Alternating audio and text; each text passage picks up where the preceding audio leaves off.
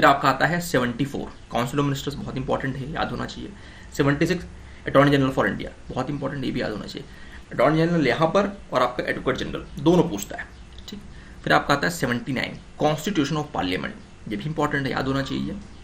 80 composition of the council of states. 81 composition of house of the people.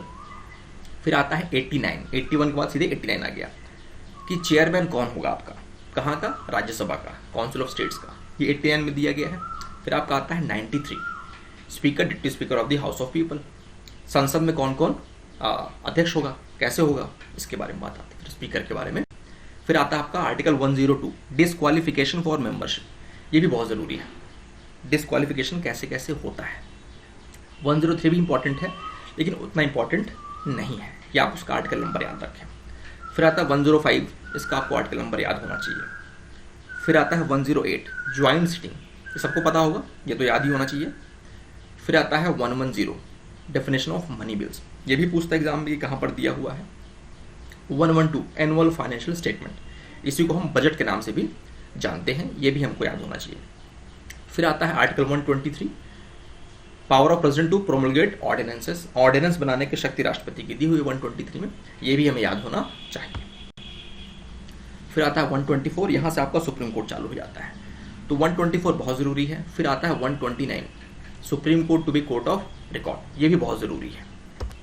फिर article 131 और 136 ये भी important है लेकिन उतने इंपॉर्टेंट नहीं है आपके लिए, अगर आप जुडिशरी की तैयारी कर रहे हैं तो ये भी इंपॉर्टेंट है आपके लिए। फिर आता है article 141 law declared by supreme court to be binding on all courts, तो 141 और 143 ये एज इट इज आर्टिकल पूछ लेता है। 124, 129, 141, 143 ये चारों तो बहुत ही इंपॉर्टेंट है, इसको छोड़ना नहीं है, पढ़ के ही जाना है। आगे बढ़ते हैं। फिर आपका आता है article 148 controller and auditor general of India, controller and auditor general of India, ये भी इंपॉर्टेंट है। 149 में की ड्यूटीज दी गई है, ड्यूटीज वाला आर्टिकल उतना इंपॉर्टेंट नहीं है। फिर हम आते हैं आर्टिकल 153 गवर्नर्स ऑफ स्टेट्स, ये तो बहुत इंपॉर्टेंट है।